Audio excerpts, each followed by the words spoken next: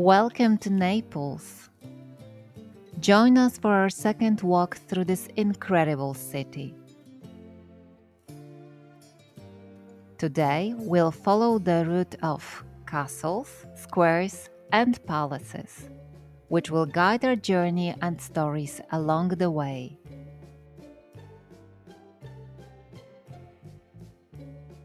Remember, you can find maps and additional details on our website. The link is also in the video description. If you haven't yet, we'd love for you to subscribe and explore more European city with us. Now, let's get started. Today's route isn't very long, just 2.5 miles from start to finish. Sounds easy, right? Well, not so fast. As always, there's a big but. These 2.5 miles are packed with fascinating stories about Naples and its rulers. In reality, we'll end up walking much more, so it's best to set aside at least half a day for this adventure. Are you ready? Let's go!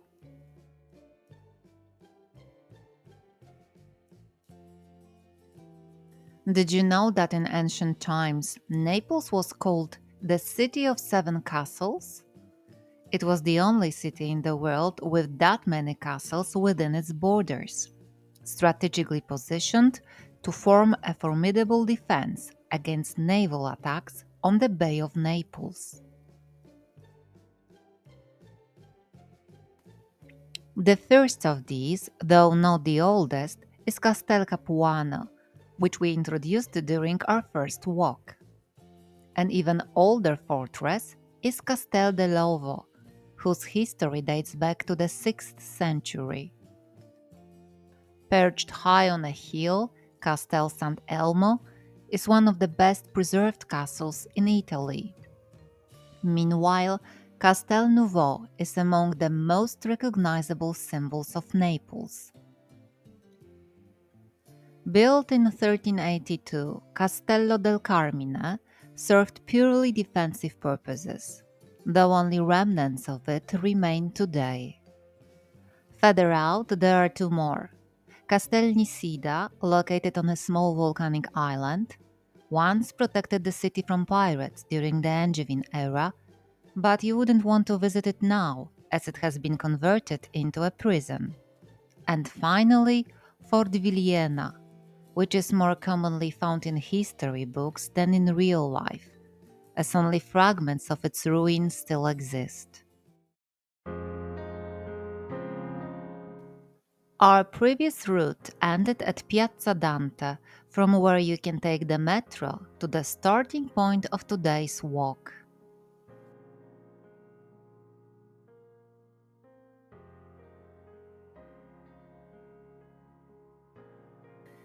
We begin at Piazza Municipio, which was once called Largo del Castello due to its proximity to the defensive walls of Castel Nuovo.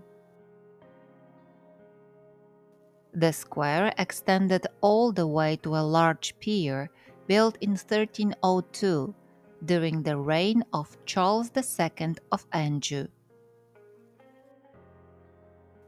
In the 1930s, the historic pier was demolished to make way for the modern maritime port, a project driven by the ambitions of the fascist regime.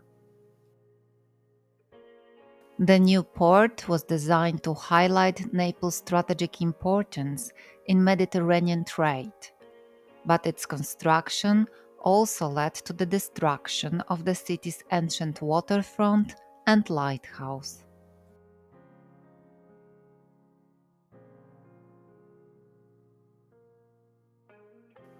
The first spacious layout of Piazza Municipio was designed by Domenico Fontana in the late 16th century, following the demolition of old bastions and city walls.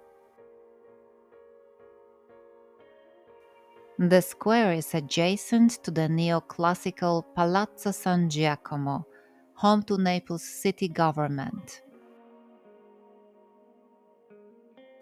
The city hall was built in 1816 by order of Ferdinand I of Bourbon, King of the Two Sicilies, who had just regained control over southern Italy. This massive building, with over 800 rooms, originally housed seven Bourbon ministries, along with other key institutions such as the Bank of the Two Sicilies, which later became the Bank of Naples, and the Stock Exchange.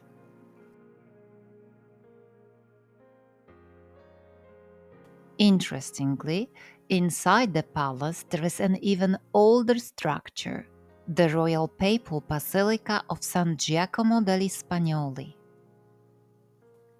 Built in 1540 by Viceroy Don Pedro de Toledo, the basilica is considered one of the most important religious sites from the Viceroyalty period. It was originally connected to a hospital for the poor, which was later replaced in the 18th century by the new ministerial palace. The basilica also serves as the final resting place of Don Pedro de Toledo, Naples' most distinguished viceroy, who died in 1553. During the construction of the metro station beneath Piazza Municipio, archaeologists uncovered numerous important relics, including ancient city walls and a fortress, which once encompassed a spa complex.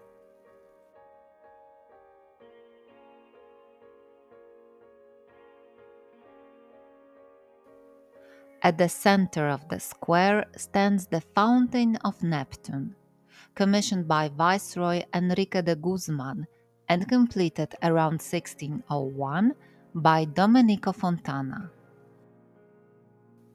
Known as the Wandering Fountain, it has been relocated multiple times throughout history. The fountain is adorned with four lions holding shields, representing Naples and the noble families of Medina and Carafa. A sculpture by Pietro Bernini features two sea monsters pouring water into the central basin, which is decorated with dolphins and lizards. At the top, two nymphs and two satyrs support a large bowl upon which Neptune proudly stands, holding his trident.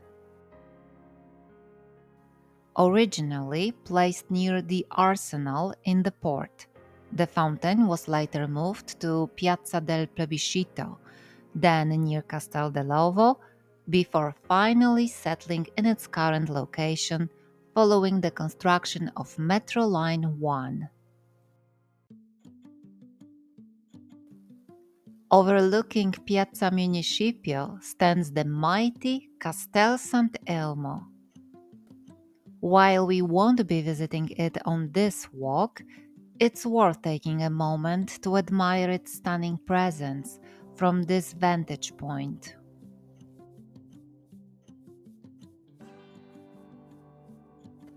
Perched atop Vomero Hill, right in the heart of Naples, the castle was built on the site of a 10th century chapel dedicated to Saint Erasmus, which ultimately gave the fortress its name. The first records of a fort here date back to the 13th century, but it was Robert of Anjou, King of Naples, who in 1329 transformed it into a powerful stronghold.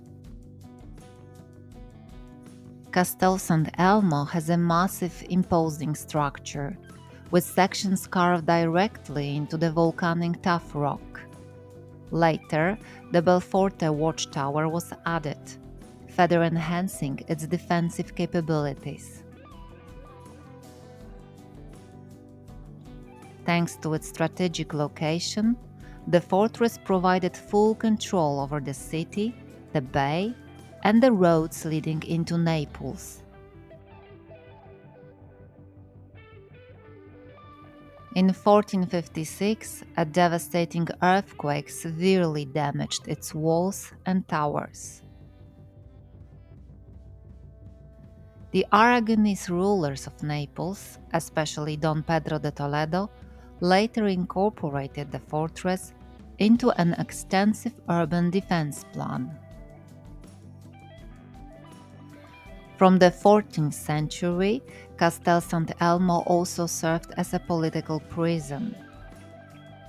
It fell into Austrian hands in the 18th century, and in 1734 it was taken over by the Bourbons. It remained a prison until 1952. Today it houses a museum, and its panoramic terraces offer one of the most breathtaking views of Naples.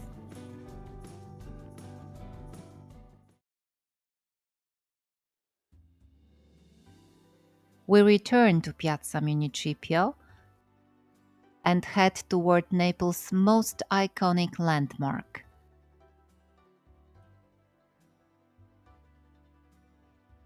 Castel Nuovo, also known as Maschio Angioino or the Angevin Fortress. The castle was commissioned by Charles I of Anjou, who ascended the throne of Sicily in 1266 and relocated its capital from Palermo to Naples.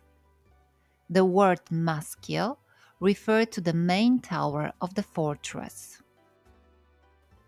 Castel Nuovo was called new because it was built after two older fortresses, Castel dell'Ovo, whose defensive capabilities had become insufficient, and Castel Capuano, which was too far from the sea. The new castle was constructed rapidly between 1279 and 1282 under the supervision of French architect Pierre de Chaulnes. The trapezoidal shaped structure, with its five massive cylindrical towers, was later designed by Catalan architect Guillermo Sagrega.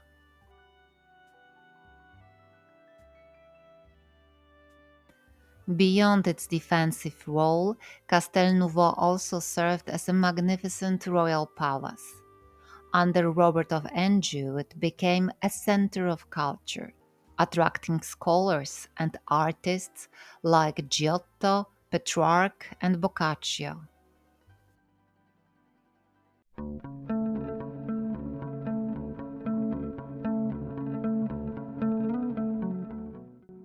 In 1443, after conquering Naples, Alfonso I of Aragon made the castle his royal residence. He also commissioned the stunning Renaissance Triumphal Arch, which sits between the middle and guard towers.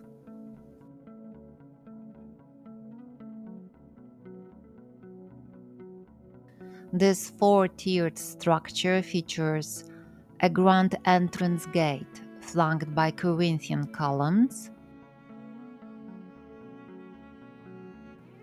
a relief sculpture depicting Alfonso's triumphant entry into Naples,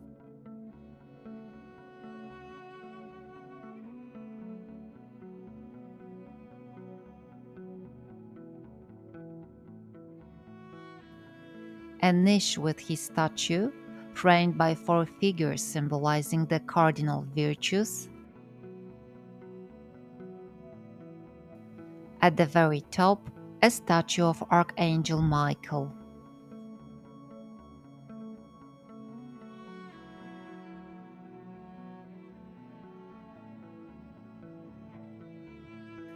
The castle's bronze doors, which now stand at the entrance, are actually replicas. The originals were commissioned by Ferdinand I of Naples, Ferrante, Alfonso's illegitimate son, in 1475.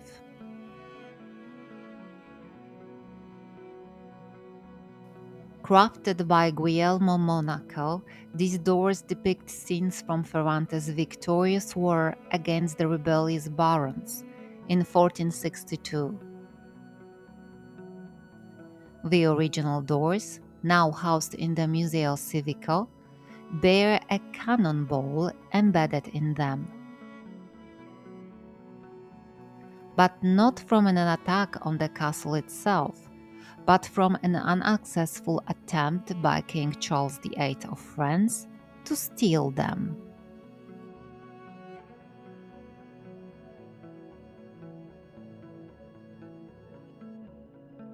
Under the Aragonese, Castel Nouveau gradually lost its palace-like grandeur and was transformed into a military fortress. By the late 15th century, Naples fell under French rule, followed by over 2 centuries of Spanish and Austrian viceroys.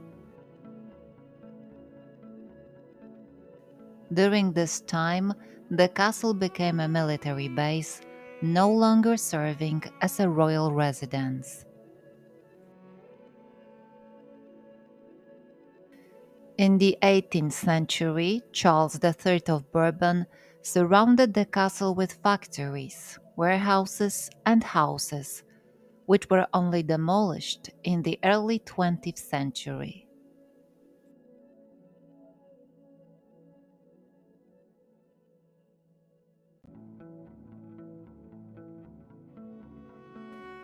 The castle has long fascinated visitors with its dark and mysterious legends. One of the most famous stories surrounds the Hall of the Barons. Originally a throne room built under Robert of Anjou in the 1330s. Its name, however, comes from an infamous event in 1486, when Ferrante, Alfonso I's son, invited rebellious barons to a wedding at the castle, only to have them arrested and executed. Known for his cruelty, Ferrante ordered their bodies mummified and displayed in the castle's Palatine Chapel, where they remained until his death in 1494.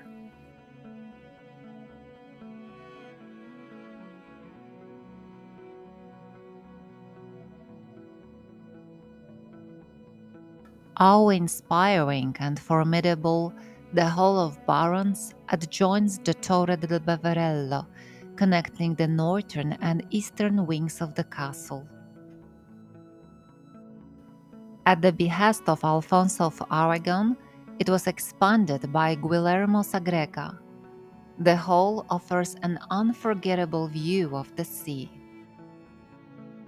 Its 92-foot-high walls are crowned with a Gothic star vault, featuring a spectacular oculus. Little of its original decor has survived to the present day. In 1919, a fire consumed the hall, destroying almost all of its sculptural decoration. Only small preserved fragments can still be seen in certain places. Until 2006, the hall hosted meetings of the Naples City Council. Another famous legend surrounds the Palatine Chapel, currently under restoration. Beneath its foundation were said to be two secret dungeons.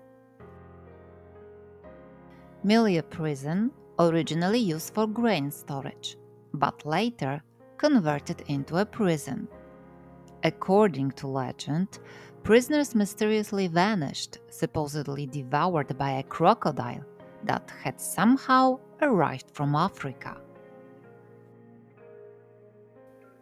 Some even claimed that Queen Joanna II of Anjou had a secret trapdoor installed through which she would dispose of unwanted lovers, straight into the crocodile's jaws.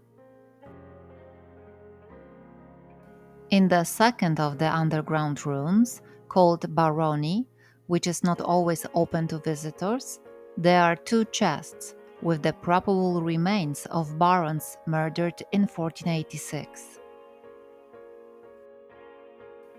Today, Castel Nouveau serves as a cultural venue and houses the Civic Museum of Naples.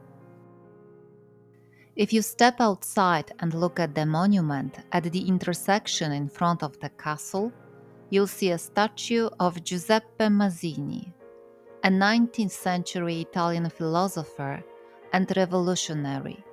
Mazzini dedicated his life to the cause of Italian unification and independence, believing passionately in the ideals of freedom and a united republic. Continuing our walk along Santa Brigida Street, we arrive at the magnificent Galleria Umberto I. This impressive shopping arcade, built in the late 19th century, was modeled after Milan's famous Galleria Vittorio Emanuele II. It was designed as a symbol of Naples' renewal after a devastating cholera epidemic and was named in honor of King Umberto I, who actively supported the city during the 1884 crisis. It's hard to imagine today, but the spot where this elegant, light-filled iron and glass structure now stands was once a maze of narrow, filthy streets, plagued by crime and vice. In 1885, city officials launched a major redevelopment project known as Risanamento, meaning restoration to health, aimed at transforming the area. The winning design was created by engineer Emanuele Roccocco, and the project was later continued by Antonio Curri and Ernesto Di Mauro. The gallery was designed in a Latin cross-shaped layout, with four intersecting arms beneath a towering 187-foot-high glass dome. Its construction required demolishing most of the existing buildings, except for the Capone Palace. The foundation stone was laid on November 5, 1887, and the gallery was officially opened 3 years later. The main entrance is on Via San Carlo, featuring a grand semicircular facade supported by travertine columns and decorated with two archways filled with allegorical sculptures. One arch depicts figures representing the four seasons, while the other symbolizes the continents of Europe, Asia, Africa, and America. These sculptures reinforce the gallery's theme of scientific progress and global unity, emphasized by the Statue of Abundance and representations of the telegraph and steam power. The portico ceiling is adorned with medallions featuring ancient gods: Diana, Kronos, Venus, Jupiter, Mercury, and Juno.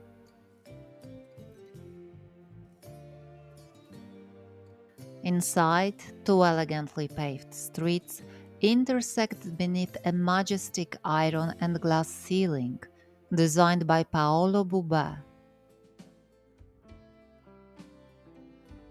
The dome is supported by 8 copper female figures holding chandeliers, and between them you can spot the Star of David, a symbol reminding us that Galleria Umberto I was historically the headquarters of the Neapolitan Freemasonry of the Grand Orient of Italy. According to local legends, the symbol represents the union of the spiritual and material worlds.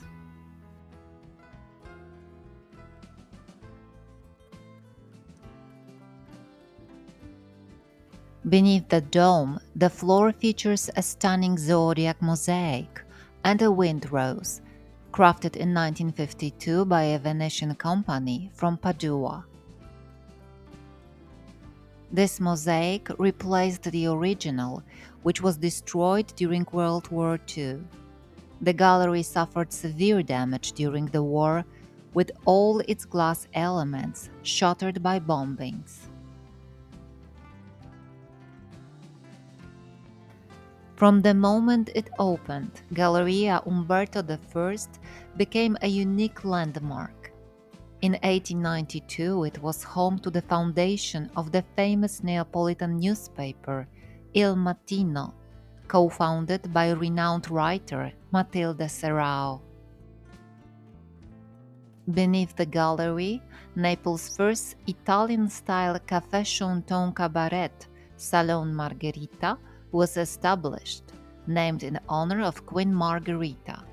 This venue became a glamorous hotspot for aristocrats, artists, and intellectuals from all over Europe, known for its luxury and artistic performances. However, it also witnessed dramatic events, such as an attempted murder of the famous singer Lucy Nanon by a jealous admirer linked to the Camorra. Today, after years of neglect and restoration, Galleria Umberto I is regaining its former glory. Every year during the holiday season, Neapolitans place a Christmas tree in the center, decorating it with letters containing their wishes. It stands as a symbol of renewal, much like the gallery itself, once a dangerous neighborhood, now transformed into one of the city's most elegant landmarks.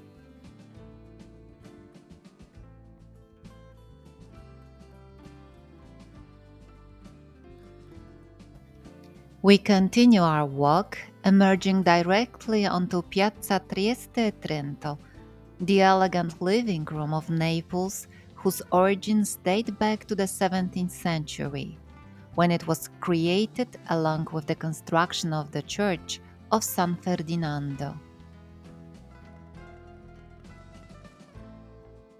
Originally, the square was called Piazza San Ferdinando, but in 1990 it was renamed Piazza Trieste e Trento to commemorate Italy's victory in World War I and the annexation of the cities of Trieste and Trento.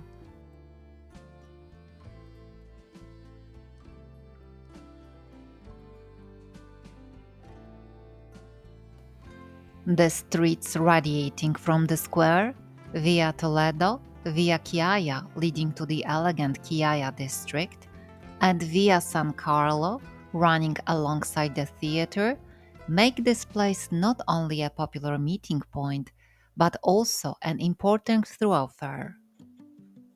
The irregular shape of the square results from numerous reconstructions, the last of which took place at the end of the 19th century.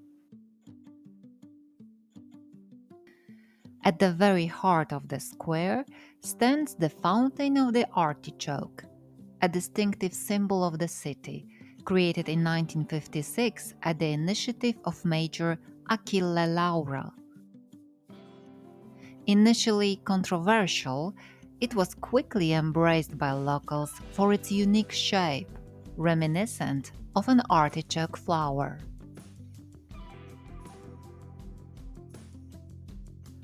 Overlooking the square is the Baroque church of San Ferdinando, where since the 18th century, during Holy Week, the famous Stabat Mater by Giovanni Battista Pergolesi has been performed.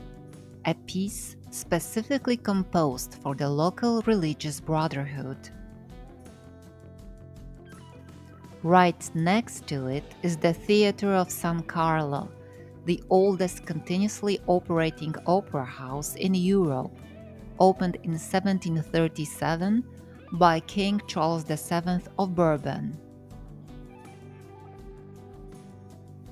In the 18th century, this theatre gained international fame thanks to performances by famous castrati such as Farinelli and Gicciello. Their extraordinary angelic singing remains legendary in European opera history.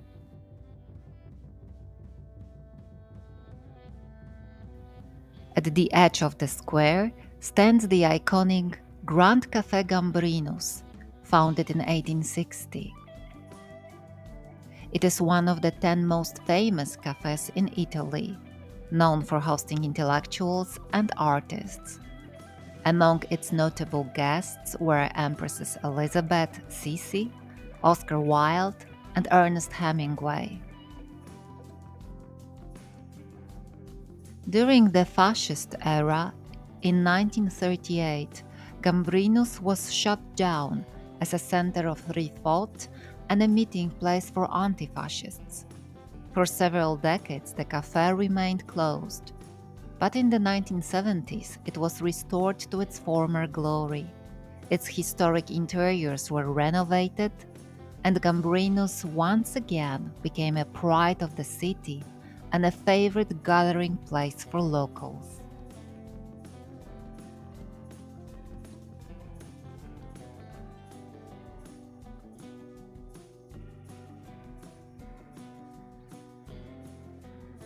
Adjacent to Piazza Trieste e Trento is Piazza del Plebiscito, one of the largest squares in Italy, spanning almost 6 acres.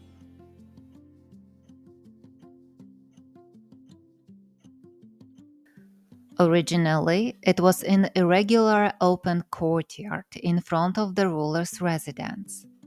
In the 17th century, during the rule of the Spanish viceroys, the construction of the new royal palace began, and the area in front of it was named Largo di Palazzo. During the Spanish and Austrian rule, numerous folk festivals were held here.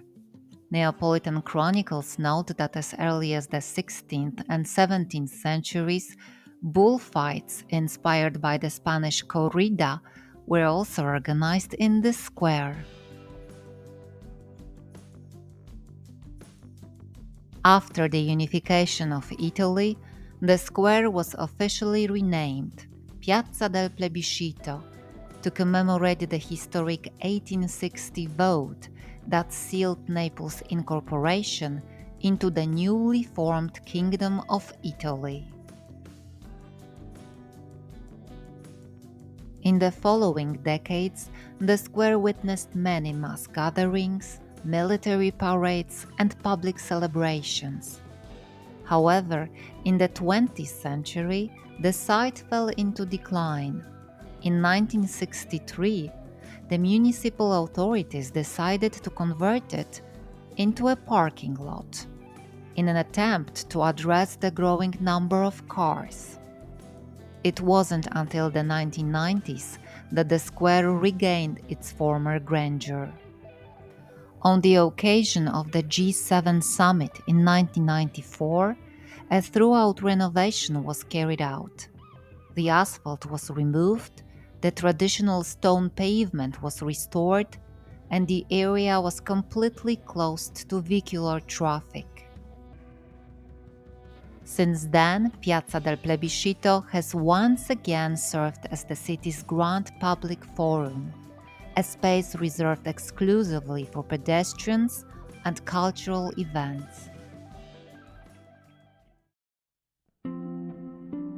After the fall of Napoleon and the restoration of Bourbon rule, King Ferdinand I, previously known as Ferdinand IV of Naples, decided to erect a church in the square as a votive offering of gratitude to Saint Francis of Paula, who was believed to have interceded in his restoration to the throne. The construction of this monumental temple began in 1817 and was completed in 1846, giving the square its contemporary harmonious form, with the dominant basilica and a semicircular colonnade embracing the square like open arms.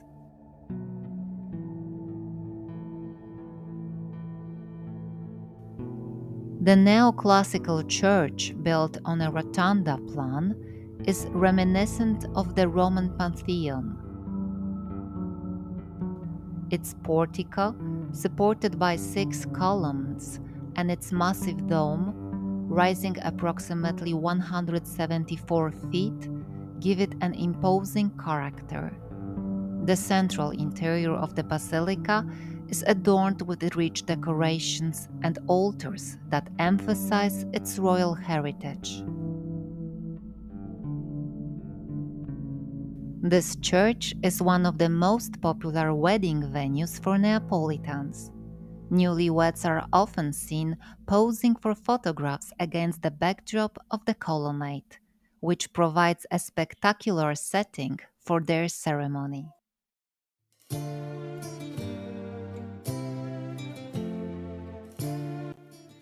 To give the square a more monumental character, 2 symmetrical palaces were built on either side of the church. Palazzo Salerno, named in honor of Prince Leopold of Salerno, the king's brother, and Palazzo della Prefettura, located directly opposite. These buildings enclose the square from the north and south. Palazzo Salerno originally served as the headquarters for the Cadet Corps and later housed the Bourbon Military Ministry. Its twin counterpart, Palazzo della Prefettura, still serves administrative functions today as the seat of the prefecture. In the central part of the square, 2 imposing equestrian statues stand, depicting monarchs of the Bourbon dynasty: King Charles III and his son, Ferdinand I. The first statue was created by the renowned sculptor Antonio Canova, while the second, completed after his death, was crafted by his student, Antonio Cagli. The bronze statues face the royal palace, symbolically looking toward the former seat of power.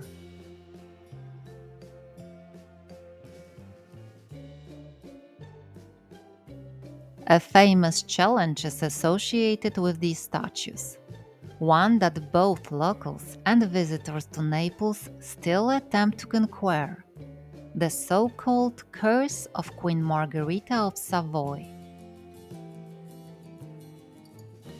According to legend, the queen would grant freedom to 1 prisoner each month, provided they could walk across the square blindfolded and pass perfectly between the 2 statues. Though the task seemed simple, no one ever succeeded. Whether due to the alleged curse of the queen or, as modern explanations suggest, the lack of visual reference points on the vast and uneven cobblestones of the square. Scientists explain that a blindfolded person instinctively veers to one side, making it easy to lose direction in such a large space. While the odds of success are slim, it's still worth trying this entertaining challenge for yourself.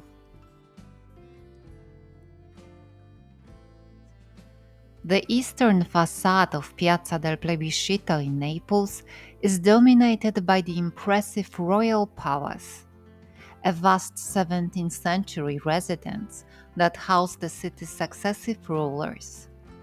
Its walls have witnessed the reigns of the Spanish Habsburgs, the French Bonapartes, the extravagant Bourbons, and the Italian Savoys. The construction of the palace began in 1600 at the request of Viceroy Fernando Ruiz de Castro, Count of Lemos, and his wife Catalina de Zuniga. The residence was intended to host King Philip III of Spain and his court during a planned visit, which, however, never took place. The palace was strategically located at the western edge of the city, near Pizzofalcone Hill and the port, ensuring the monarch had a potential escape route by sea in case of danger.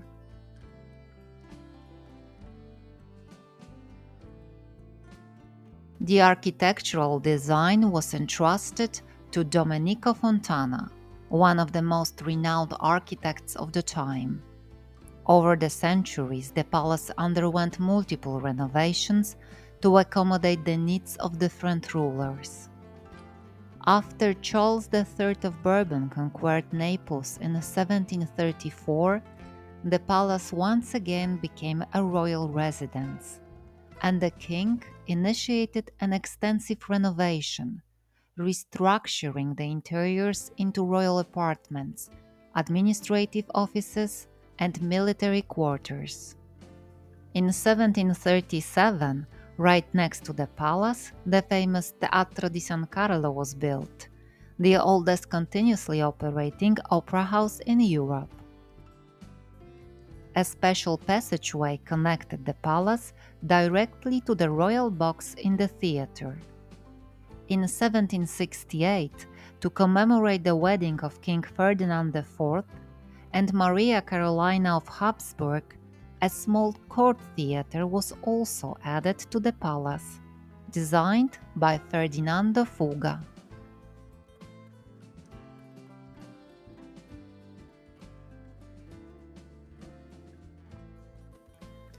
After the unification of Italy, the royal palace passed into the hands of the House of Savoy, although they only resided there occasionally.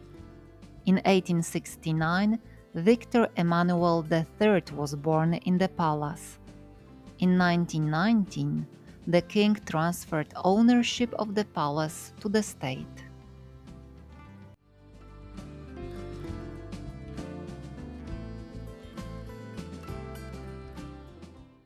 The main facade of the palace, completed in 1616, was constructed using pinkish terracotta bricks, piperno stone, and volcanic material from the Phlegrean fields. Its architecture combines elements of the late Renaissance and Manierism. Originally, the lower part of the facade featured porticos, allowing people to walk under cover regardless of the weather. However, due to structural concerns, the arches were walled up in 1753 by order of Luigi Vanvitelli. In the newly created niches, starting in 1888, statues of Naples' most significant rulers were placed, symbolizing the continuity of the city's history from the Middle Ages to modern times. The statues represent Roger II, Norman, founder of the kingdom; Frederick II Hohenstaufen, Emperor and King of Sicily; Charles I of Anjou, French ruler of Naples; Alfonso V of Aragon, King of Aragon and Naples; Charles V Habsburg, Emperor and ruler of Naples; Charles III of Bourbon, first Bourbon King of Naples; Joachim Murat, Napoleon's appointed king; and Victor Emmanuel II, the first king of unified Italy.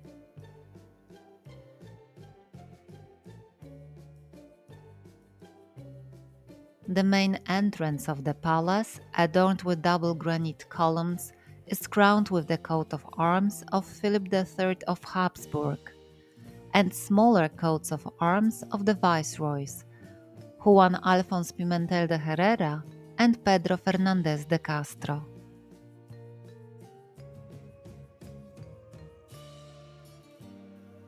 Upon entering, visitors step into the honor courtyard, where a fountain with a statue of Fortuna stands.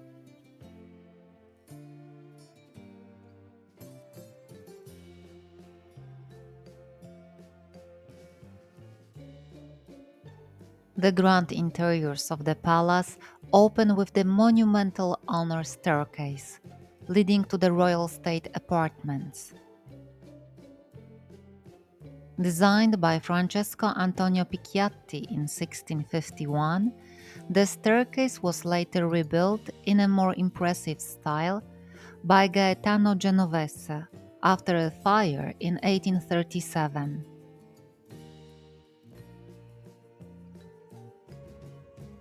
Today, it amazes visitors with its colorful marble cladding and rich decorations, including sculptures and candelabers. The staircase leads to the throne room and a series of lavish reception halls.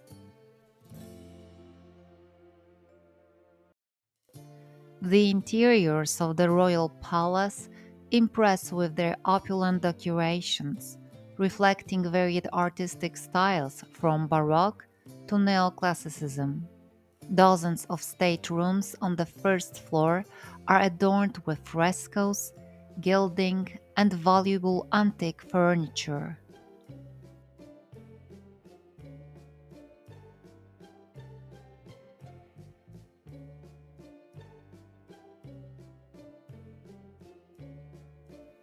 Today, the palace also houses selected municipal offices and the National Library of Naples, which holds the most important book collection in southern Italy. Alongside the royal residences of Caserta, Capodimonte, and Portici, the Royal Palace of Naples is one of the four Bourbon royal seats and a must visit destination for lovers of history and art. At the foot of the palace, right by the Lungomare waterfront, lies a small park, the Molosio Gardens. Covering about 5 acres, its location next to the marina offers stunning views of elegant yachts and a spectacular panorama of Mount Vesuvius in the background. The park is home to many exotic plants as well as native trees from the region. Scattered throughout, you'll also find numerous sculptures and fountains, adding to its unique charm. It's the perfect spot to pause and relax during your exploration of the city.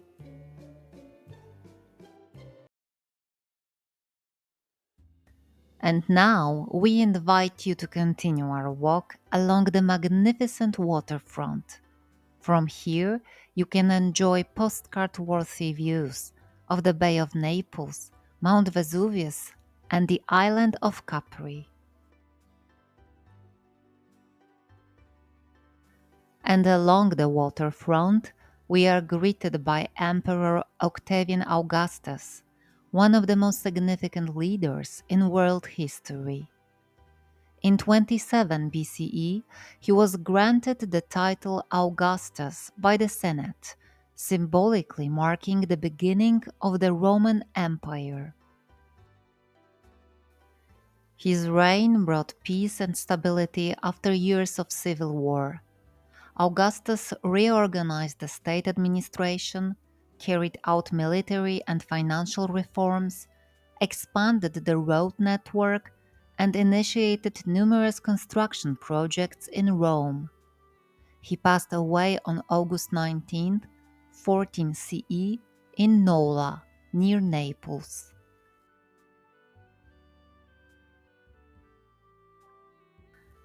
Another historical figure from Italy along our route is Umberto I, the son of Victor Emmanuel II, the first king of unified Italy.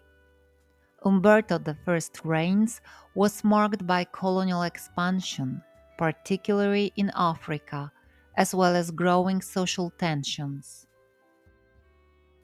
He was a supporter of authoritarian rule and the brutal suppression of workers' protests, making him a controversial figure. In 1900, he was assassinated in Monza by an anarchist who sought to avenge the victims of the bloody suppression of riots in Milan. His successor was Victor Emmanuel III.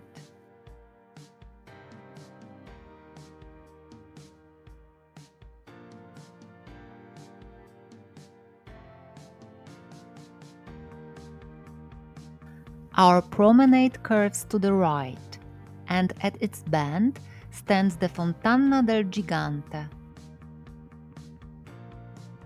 Originally, it was located near the Royal Palace, where we visited earlier, positioned next to a colossal statue of Hercules, from which it gets its name. The fountain was designed by Florentine artists Pietro Bernini, father of the famous Gian Lorenzo Bernini, and Michelangelo Naccherino. It is distinguished by its three elegant arches, adorned with sculptures of mythological figures and the coats of arms of the Bourbon and Habsburg dynasties.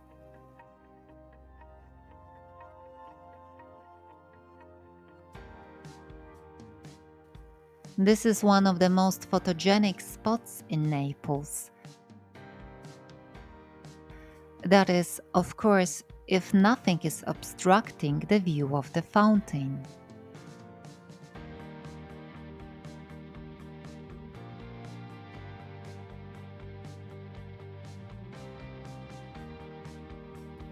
From around the bend, the oldest castle in Naples comes into view. Castel dell'Ovo. Its intriguing name, which literally translates to Egg Castle, originates from a fascinating legend linked to the Roman poet Virgil. In the Middle Ages, Virgil was believed to be not only a great literary figure, but also a powerful sorcerer and prophet. According to legend, he hid a magical egg within the castle's foundations to ensure its stability and protect the city from misfortune. It was said that if the egg ever cracked, the castle would collapse and Naples would suffer a series of catastrophic events. The fear of this was so strong that after an earthquake in the 14th century, Queen Joanna I of Anjou had to publicly reassure the citizens that the egg remained intact to prevent panic. Castel dell'Ovo stands on the small island of Megaride, where as early as the 6th century BCE, Greek colonists from Cumae settled, founding one of the first communities that would eventually give rise to Naples.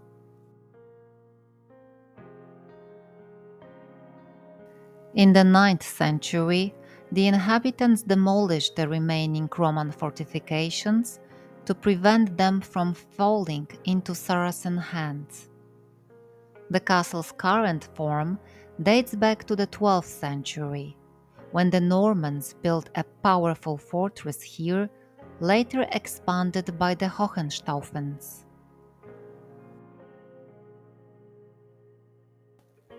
For a long time, the castle served as a royal residence, but its importance declined under the rule of Charles I of Anjou, who moved the court to the newly built Castel Nouveau.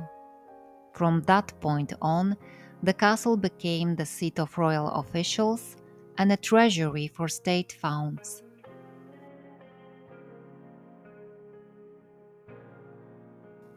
During the Italian wars of the 15th century, the castle successfully withstood attacks from both French and Spanish artillery. In 1799, during the Neapolitan Revolution, Republicans used its cannons to fire upon the monarchists supporting the Bourbon dynasty. Even today, cannon barrels remain aimed at the city as a reminder of its turbulent past.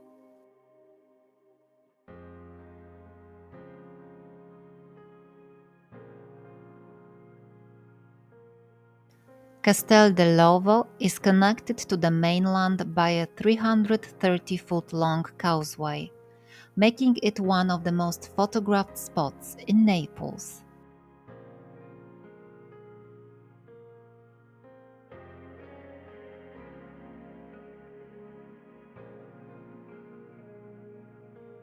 The castle itself has a rectangular shape with a high bastion towering over the causeway. Beyond the castle stretches a long cape, which in ancient times may have served as a harbor for ships. In the 19th century, at the southern foot of the castle, a small fishing village called Borgo Marinari was established, and it still exists today. Now it is best known for its marina, where luxurious yachts are moored, as well as for its many restaurants serving local specialties, particularly seafood.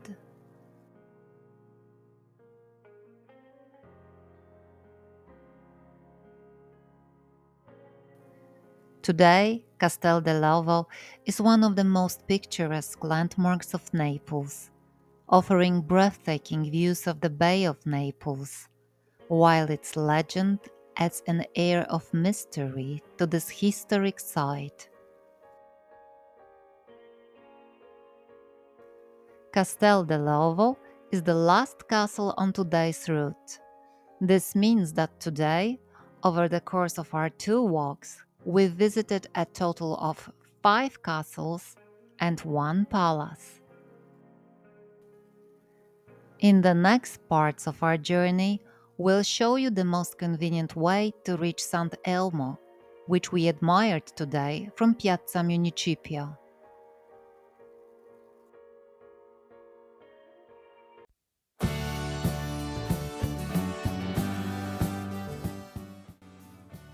Thank you for joining us, but our adventure in Naples is far from over. In our next walk, we'll return to Centro Storico to explore its magnificent buildings and fascinating history. Remember, our walking tours are designed to connect seamlessly, allowing you to experience Naples differently each day, depending on the weather, your energy, and your mood. We wish you unforgettable moments in this extraordinary city and hope you let it charm you.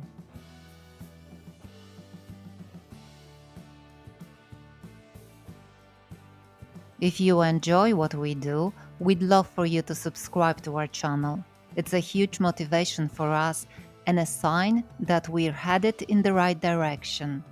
Thank you for your comments. We always enjoy reading and responding to them.